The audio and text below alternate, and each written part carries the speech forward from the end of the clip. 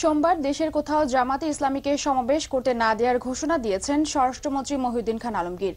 একই সাথে 18 দলের গণসমাবেশ থেকে প্রধানমন্ত্রীকে প্রাণনাশের হুমকি দেওয়ার সাথে জড়িতদের বিরুদ্ধে ফৌজদারি আইনে ব্যবস্থা নেওয়ার কথাও জানান তিনি। সচিবালয়ে জাতীয় চোরাচালান প্রতিরোধ কমিটির সভা শেষে স্বরাষ্ট্রমন্ত্রী এসব কথা বলেন। তাবিবুর রহমান তালুকদারের রিপোর্ট। প্রচলিত আইন অনুযায়ী ঢাকা মহানগরী পুলিশ অধ্যাদেশ অনুযায়ী যদি কোনো সমাবেশ করতে হয় তাহলে সেই পুলিশ কমিশনের অনুমতি নিতে হয়। আমার জানা মতে এখন পর্যন্ত কোনো অনুমতি নেওয়া হয়নি, কোনো অনুমতি নেওয়ার জন্য আবেদন করা হয়নি। যদি না করা হয়ে থাকে তাহলে আবেদন এখন এই সমাবেশ বা প্রস্তাবিত সমাবেশ এখন পর্যন্ত বেআইনি, এবং কোনো বেআইনি সমাবেশ ঢাকা মহানগরীতে বা দেশের কোনো অঞ্চলে আমরা হতে দেব না।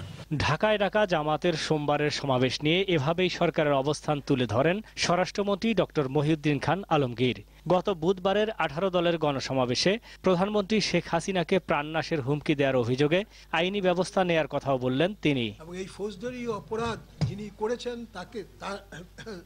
করেছেন আপনার প্রতিবেদন অনুযায়ী যেটা জানা গেল, তার বিরুদ্ধে আইনি ব্যবস্থা নিশ্চয়ই আমরা অবলম্বন করব। আমরা সাবধান করে দিচ্ছি এইসব অর্বাচীন লোকদের যে এই ধরনের কোনো কথাবার্তা বা এই ধরনের কোনো হুমকি যেন তারা কেবলমাত্র প্রধানমন্ত্রী নয়, বাংলাদেশের কোনো নাগরিকের বিরুদ্ধে না দেন।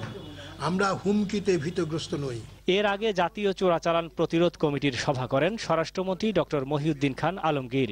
সরকারের নেয়া পদক্ষেপে সীমান্তে চোরাচালান আগের চেয়ে কমেছে বলে দাবি করা হয় কমিটির সভায়।